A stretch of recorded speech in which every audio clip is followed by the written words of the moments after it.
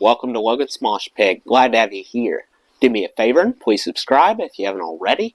Gather round, bookworms, because the time has come for a new episode of Rock and Read. Today, you will get to hear Chapter 14 of My Effin Life by Geddy Lee.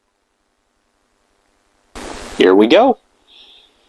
By 1977, with sales of 2112 rising, and the subsequent success of our live album, All the World's a Stage, we were able to headline with some regularity across North America. Word was starting to spread across the Atlantic too, particularly in Great Britain, where a small but fired-up fan base was making some noise. As ever, we were receiving precious little radio airplay, so fans had to discover us either by word of mouth or through the infamous British music press. Melody Maker, NME, and Sounds had a long tradition of discovering, championing, and trashing musical acts, and arguably wielded greater power in the UK than music publications did in North America. Maybe they couldn't quite make or break a band, but without a doubt, they could either help musicians or make life hell for them. It was a wonder by contrast that in Canada, we were able to discover local or alternative bands at all, with only Toronto's short-lived, low-budget Beetle to count on at home. Your patriotic hard rock fan barely stood a chance. We scoured the American magazines, Rolling Stone, Cream, Trouser Press, and Circus to pick up bits of information about bands we loved, but coverage of our local musicians was almost non-existent. That helps to explain, by the way, why fans of fringe genres or groundbreaking bands tended to be so fanatically devoted. Ours was a staking out of tribal territory, claiming a kind of ownership of your cool discovery made you that much more passionate. To be hip to a great band that no one else had ever heard of was like wearing a badge of honor. What? You've never heard of Vandergraft Generator? Check out Pawn Hearts, man. Their sound is full of dark vibes and cool melodies, and they can play. To be fair, we did have a relatively more adventurous radio scene than in the UK. John Peel and Alan Freeman being notable exceptions on BBC's Radio 1. Folks of my vintage can remember hearing actual rock music sneaking onto the popular airwaves. Traffic's The Low Spark of High-Heeled Boys, The Who's I Can See for Miles, Zeppelin's Immigrant Song, The Yardbirds' Heartful of Soul, Yes's Roundabout, The Small Faces' Itchy Coo Park, April Wine's Could Have Been a Lady, and even Blue Cheer's Summertime Blues had their occasional moment in the sun. By the late 60s, music was spreading more rapidly from AM to stereo FM, heralding a golden age for those of us in the bigger cities especially, with freeform and then progressive radio formats, and when that subdivided into target market categories, and radio consultants began to take over DJ's playlist, campus radio filled in where a lot of good and challenging music fell through the cracks.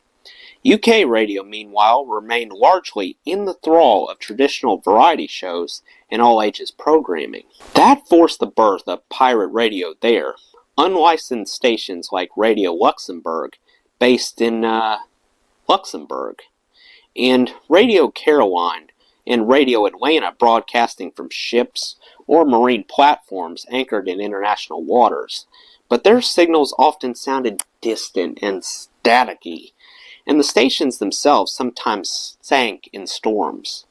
All of which, to make a long story short, is why the British music press had become so uniquely influential. Melody Maker was the original music paper, the granddaddy of them all, having launched way back in 1926, largely as a circular for dance band musicians. In 1952, a rival came along, another weekly, the New Musical Express, which would later introduce the first singles chart to the UK, and in 1956, Record Mirror started publishing an album chart. By the mid-70s, the NME was Britain's best-selling music paper, known and sometimes notorious for its less-than-objective coverage. Britain's answer to Gonzo, If You Like, with its writers as integral to the story as the artists they were writing about. And thanks to its more iconoclastic critics, had become aligned with Britain's punk movement. Rivalry turned to factionalism, and in 1970, two former employees of Melody Maker founded yet another weekly, Sounds, establishing themselves as the authority on prog and heavy metal. At the ripe old age of 19, a chap named Jeff Barton joined the British rock mag Sounds. He was among the earliest journalists to use the term heavy metal. He liked our music, and in the February 5th, 1977 issue, wrote a review of Caress of Steel with the subheading, Poor Man Zeppelin? Or Underrated Scions of Sword and Sorcery Rock? That got us some attention, and alerted London concert promoters to us. Soon Ray and Vic at SRO connected with a booking agent named Neil Warnock, who pushed them hard to bring us over. Before I get to what I think of as our very English period, though to illustrate the attitude of the UK music press, I must fast forward to about a year later, when a writer from NME interviewed us in a London hotel. It started off innocently enough, but had taken on bizarre proportions by the time it was published. You may have already read about this, but I bring it up again, not only to paint a picture of the scene in that era, but also to throw some light on my evolving role as Rush's live frontman. Prior to that interview in March 78, the NME had given us decent to bad reviews. But so what? We were used to it by then. This guy, Barry Miles, was apparently sent because he was the only one on staff who had heard of Ayn Rand. When he entered our hotel room, he was polite enough, though it may be relevant to mention that he carried with him a distinctly hoppy aroma from the time he had just spent in the pub. His first question was aimed at our stage presence. He wondered why we didn't project more personality from the stage. That was a fair enough question, which deserves an answer here. It was true. I did not have the standard entertainer's shtick, and didn't talk a lot to the crowd. At 24, I was still learning how to interact with an audience in a natural manner, almost as if it were in a small room enjoying one another's company. Now that the band was headlining and had a longer set, I understood how important some kind of communication was, but it took me years to relax into myself. I truly admire the way artists like Dave Grohl, Eddie Vedder, and Tom Waits can chat off the cuff so naturally with their audiences without relying on rock and roll cliches. But I was shy and not a born on-stage raconteur. Rutsy had always done the talking when he was with the band. So for me, the whole business of projecting was a long, steep learning curve. What's more, by now we had opened for so many bands, who in my view yelled insincere greetings and introductions night after night, that I was reluctant to jump on the bandwagon. When we toured with Kiss, I'd stand side stage, listening to Paul Stanley say stuff like, I got this feeling we can get this place hotter than hell, which sounded as much like a sales pitch for Kiss's album as it did a heartfelt hello. I used to watch the more seasoned acts and think, why are they yelling at the people sitting there? You don't have to yell, you've got amplification. Just talk to them. So I'd try that, but felt stupid saying, How are you, Montreal? In my naturally soft-speaking voice. Then there was Barry Hay, Golden Earring singer, telling fans every night, Hey, insert name of city here, it's my birthday, I was born here. Actually, that one's pretty funny. I opted for the less is more than enough approach. I felt the crowd was there to hear the music, so we should just get on with it. At any rate, the NME interview then turned to politics and philosophy, and the vibe became distinctly stilted as Neil and this Barry Miles chap struggled to see eye to eye on hypothetical points of governance and social prioritizing. Was socialism in Canada and Europe simply state capitalism? What were the pros and cons of a welfare state? And so on. Certainly not the stuff of your average rock and roll interview. We carried on as best we could, but the atmosphere was tense. Admittedly, we were a little too young and naive to have arrived at a fully informed worldview. We considered ourselves capitalist, but voted liberal. We thought of ourselves as independent, but valued our country's social safety net and national health scheme. We didn't see that conservative and liberal, or even capitalist and socialist, were values necessarily at odds. As politely as possible, we tried to answer and engage with every argument he advanced, but he wasn't having it. Then, as writers do, he enjoyed the final word in print and published a harangue that bore little relation to the discussion we thought we had been a part of. So now I understood the freedom Neil was talking about, he wrote. Freedom for employers and those with money to do what they like, and freedom for the workers to quit and starve. Or not. Work makes free. Didn't I remember that idea from somewhere? Work makes free?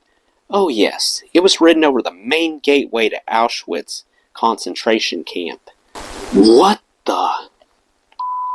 Okay, now my blood was starting to boil. The article continued. These guys are advocating this stuff on stage and on record, and no one even questions it. No one is on their case. All the classic hallmarks of the right wing are there. The pseudo-religious language, the use of a quasi-mystical symbol, the man confronting the red star of socialism. At least, I suppose that's what it's supposed to be. It's all there. They're actually very nice guys. They don't sit there in jackboots pulling the wings off flies. They're polite, charming, even naive, roaming the concert circuits, preaching what to me seems like proto-fascism, like a leper without a bell. Deep breath, Ged. To be described as fascist, trying to put one over on British Rock's fans, was puzzling enough. But when I got to the part where he invokes the uninvocable words on the gates of Auschwitz, I thought, you man, you have just invoked the wrong thing. With my background, are you kidding me? I get that in the socially polarized days of Maggie Thatcher's rise to power, the UK music media took their mainly left-wing politics very seriously. Clearly this dude did. But I still struggled to compose a mature and balanced response. At first, I tried to be kind to him. A very Canadian trait, eh? To see through his lens. But I stumbled, and still stumble at that abhorrent reference. I don't wish him poorly or anything, but he went a bridge too far. After surviving our Down the Tubes tour, we considered ourselves lucky to still be around. We were proud of our victory over those who'd have had us conform and sell out. With our backs to the wall, we had been inspired by Ayn Rand's artistic manifesto on the rights of the individual and the importance of sticking to your chops. Writing a rock opera whose protagonist stands up against totalitarian rule, we reckoned it shouldn't be too confusing who the good guy was. Should it? Fans are free to interpret music for themselves as they please, however remote their understanding may be of the artist's intention, but I've learned that both lyricists and critics bear a heavy responsibility. For words, to paraphrase the Buddha, have the powers to both hurt and heal. And while we must live with what we've recorded, journalists can stick their knife in and run away. In the end, I can only suggest that we weren't the only ones who were naive that day, and leave it at that. The start of our very English period, especially for me, cemented an enduring love affair with London and Great Britain, the NME episode notwithstanding. In 1977, after the fanfare and sounds, plans were firmed up for a short UK tour, with a one-off gig in Sweden, beginning in June. It was a thrill to play the very towns and venues we had mostly only read about for so many years, and especially triumphant for Neil, for whom London had been a place of thwarted dreams. I know how good he felt about reconnecting with the friends who had helped him stay afloat his first time there. That being said, we were bemused by our first audience reception. When we hit the stage on June 1st at Sheffield City Hall, there was a loud, short cheer, then silence, as it became clear that Alex's guitar amps had malfunctioned. An awkward start, but when we gave Bastille Day another stab, the crowd applauded only as briefly as before, an enthusiastic enough cheer, but one that subsided disconcertingly fast. From then on, whenever I announced a song, there'd be the same burst of recognition, and then again, silence. It was like a soccer chant, but just a single line from it. Hearns, who by now had handed his road manager duties to Liam Burt, and had become our full-time light show guy, tried flashing some dramatic effects to prompt a louder response, but still, nothing. If we played a signature riff or a solo they knew and loved, there'd be the same momentary cheer, then a retreat into expectant silence once more. That's when I realized they were responding to specific musical passages. One of the things we learned from Kiss was that if you blow something up real good, crowds will go, "Yay!" But that was in America. In the UK, they went yay when you played a riff they loved. They were listening, and I mean focused on listening. Ha! How dare they just listen to the music? They most definitely had their priorities in the right place, but it took some getting used to. Since then, it has always fascinated me to witness how a country's character reveals itself in a crowd's response. Audiences in America are boisterous and demonstrative. They've come to party and celebrate, and there's an electric excitement even before the house lights go down. Americans ooh and ah in response to lighting and pyrotechnics. They'd reliably cheer whenever Hearns blanketed them in bright white light or cut lasers across the ceiling, and especially when we fired up the pyro.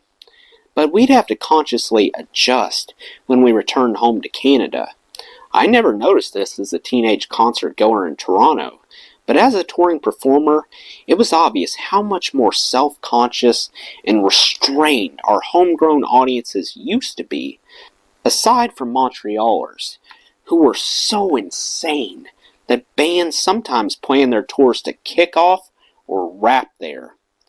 Then there are the Scots, who blew us away when, on the Farewell to Kings tour, we played Closer to the Heart.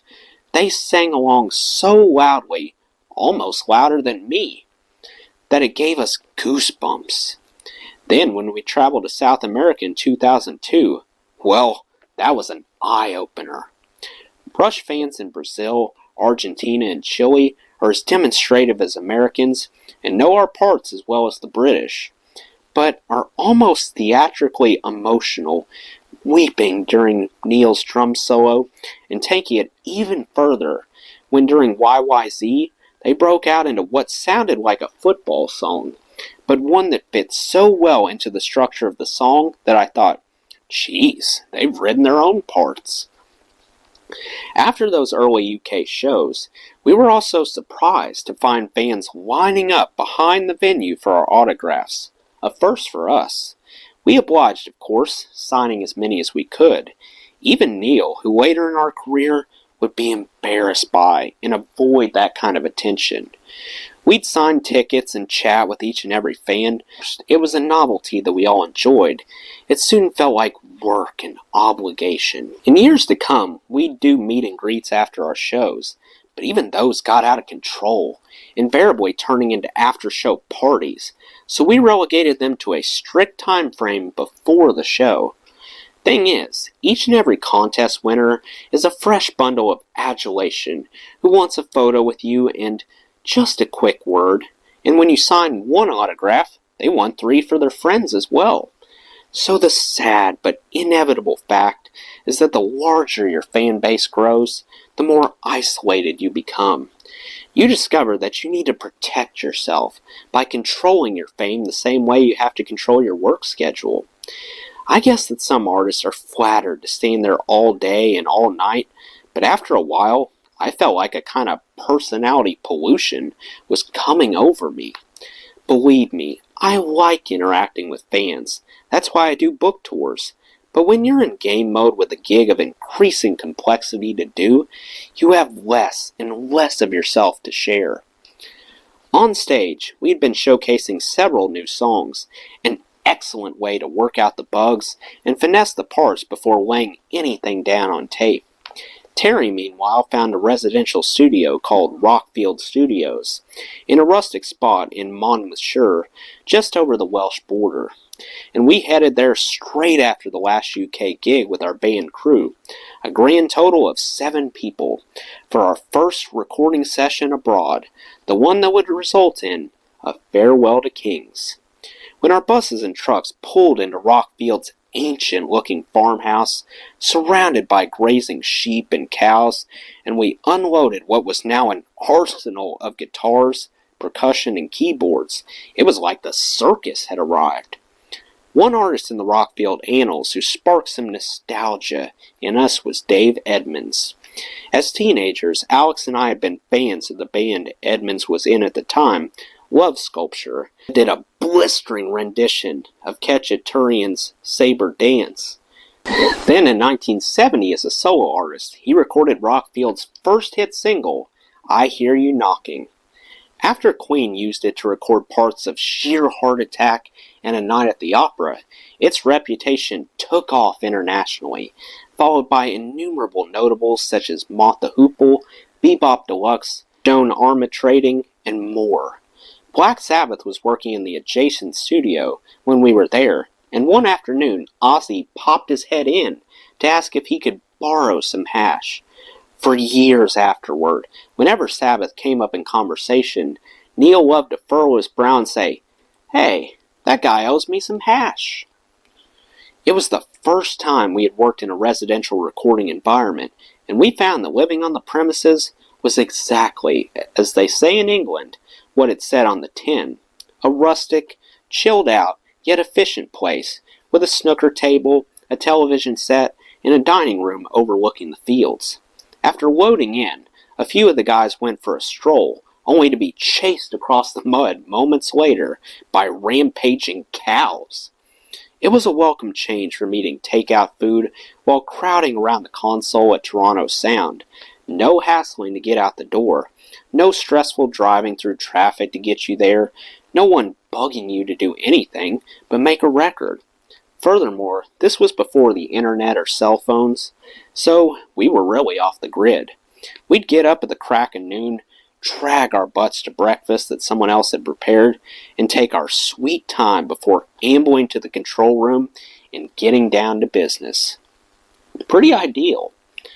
In our first few days there, we kept typical rock and roll hours, recording noon to midnight in the studio, but soon we found ourselves working later and later into the night, until we got it completely back to front, waking late in the day, breakfasting around 4 or 5, working all night long, and crashing just as the cows began to moo and the sheep to bleat. Have you any idea how noisy sheep are?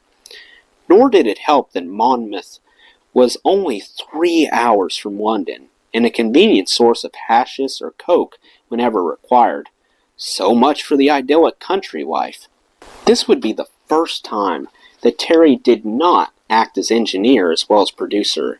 He'd jump in to twiddle a knob from time to time, but most of the heavy lifting was left to the resident house engineer, a funny and affable Irishman named Pat Duffo Moran. We nicknamed him Duffo because every time we presented him with a new sound or part that he deemed subpar, he'd scrunch up his face and say, "Ah, that's Duff." He cracked us up so much that when we returned to record there in 1978, One of our crew guys created a device called the duffoscope, which could supposedly detect the duffosity of any sound by plugging in and turning the dial. More seriously, Rockfield presented us with opportunities to think outside the box, or quadrangle as it actually was. There was a purpose-built echo room that lent unique effects to the percussion, guitar, and vocals you can hear on Cygnus X1 and Xanadu. Or we could record in the open air, far from the din of the city. Before dawn, we set up mics in the courtyard and recorded the classical guitar, synth, and chimes for the opening segment of A Farewell to Kings, capturing some indigenous bird life on tape in the bargain. Those avian performers made another cameo appearance on the introduction to Xanadu, warbling from the rooftops of the quadrangle while Neil played his wood blocks. For the opening of the title track, Alex walked quietly around a stereo mic as he plucked, moving the guitar across the sound stage. When you hear it moving from speaker to speaker, Works is actually walking around the courtyard like a troubadour. Fans often point to Alex's acoustic playing on AFTK as evidence of his versatility, so this seems like a good moment to reflect on the man's talent. I know I'm biased, but I do think he's the most underrated guitarist in the rock pantheon. Rush fans appreciate him, naturally, but I don't believe he's gotten his due from the mainstream or critical rock world. Neil and I used to call him our musical scientist, for he is surely one of the great chord inventors, constantly creating his own inversions and unusual intricacies of arpeggiation.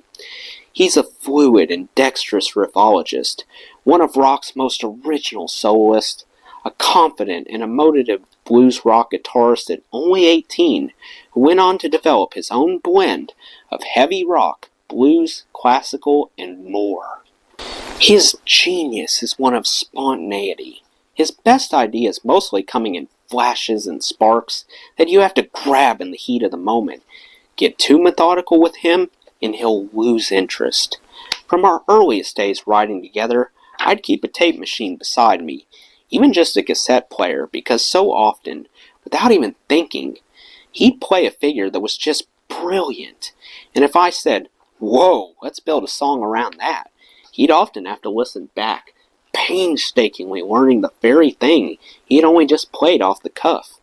Knowing that about him, whenever we worked with a new producer or engineer, I'd sit right there in the control room during Alex's warm-ups and make sure the record button was on, lest they miss any happy accidents.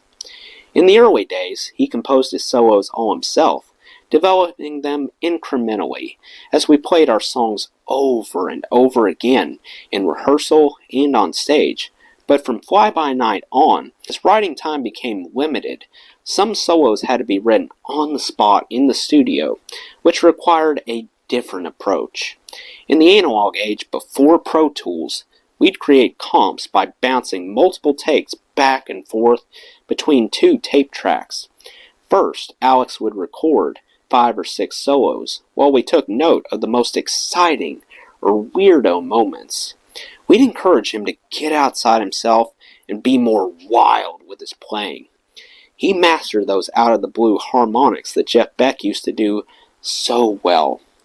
When you hit a harmonic and bend it, that's one of the sexiest guitar sounds you'll ever hear. Then Brune and I would assemble them into a single performance, trying various combinations until we hit that magical mix. With Alex, you were spoiled for choice, which often made it hard to choose. But he came to trust me because, like most musicians left to their own devices, he'd lose objectivity. To no one's surprise, I was very opinionated about his solos. I felt I knew his playing better than anyone, and he usually didn't mind me butting in. Usually. The mixing sessions for A Farewell to Kings were booked at the legendary Advision Studios, where another dream came true for me. T-Rex, The Who, Caravan, and Gentle Giant had all recorded there, as had Yes, Time and a Word, the Yes album, Fragile and Close to the Edge, were either recorded or mixed or both at AdVision. And for us deep Yes fans, just being in that room momentarily breathed an air of magic into our project. That was the first impression anyway. In the long run, the atmosphere proved workmanlike and unglamorous, devoid of suggestion that between these ordinary walls, so many monumental pieces of recorded music had been created. We just settled in and buckled down to work. I could go into brain-numbing detail about what mixing a record entails, but I will spare you, or at least my editor will. Suffice to say that it's a torturous exercise in second-guessing your ears, juggling numerous alternate mixes ad nauseum until your hearing burns out and you don't know which way is up. This is where producers truly earn their keep, and out of such tedium and frustration comes chaos. As we were witness to the rise of the punk scene in London that summer of 1977, with bands like the Sex Pistols and the Clash in the news all the time, during yet another mixing lull, Alex sketched out a certain Mr. a cross between Mohawk street urchin and Frankenstein's monster with a safety pin through his neck. The drawing finished, he wrapped his head in toilet paper with a spoon poking out from his forehead. Ooh, so punk. Then pulled his hoodie over the top. He then snuck out the back of the studio, re-entered via the front entrance, and presented himself to the puzzled receptionist as manager. He showed her the drawing, asking to meet AdVision's owner to book some studio time for his rising star. The look on her face was somewhere between polite confusion and, "Are you kidding me?" while we were reduced to giggling. Is he doing it? He can't be. Yeah, he's really doing it. And in the middle of the fun and games, we came as close as we had ever come to a true recording disaster. We were working on the mix for Xanadu when the mastered tape machine stuttered on rewind and one spool got momentarily jammed. The tape billowed out and wrapped itself around the transport beneath the other spool as it spun. We all stopped breathing as we heard the only copy of the song crunching in the guts of the machine. In a flash, my mind went into triage mode. Okay, if it's destroyed, we summon the gear, set it all up again, buy more studio time, postpone our flight home, re-record here in London. You get the picture. As we chewed our nails, Terry cautiously freed the tape from the transport mechanism, examined it inch by inch, and found that mercifully it was badly creased, but not torn. We decided from then on to always make a safety copy, and right away. That's something you should do anyway, especially if the tapes are going to travel between studios. But since we ourselves had carried the tapes from Rockfield to London, we hadn't anticipated any issues. Lesson for the day: always anticipate issues. I should mention that although our music could not have been more defiantly out of step with the current trends, we were all impressed by the public relations savvy those punk bands had, their ability to grab the front page at every turn, and of course their unbridled energy was admirable. But while their three-chord mantras were fun, for a musician they could be boring, as I'm sure they'd say about us. But without question, one thing that happened was that punk immediately legitimized us. When we first got going, we had been considered a crude prog band, compared to Yes, Genesis, or Zeppelin. The perception, the criticism, was that we were a pale imitation. But as soon as punk came along, we were up there with Yehudi Menuhin, so they did us a huge favor.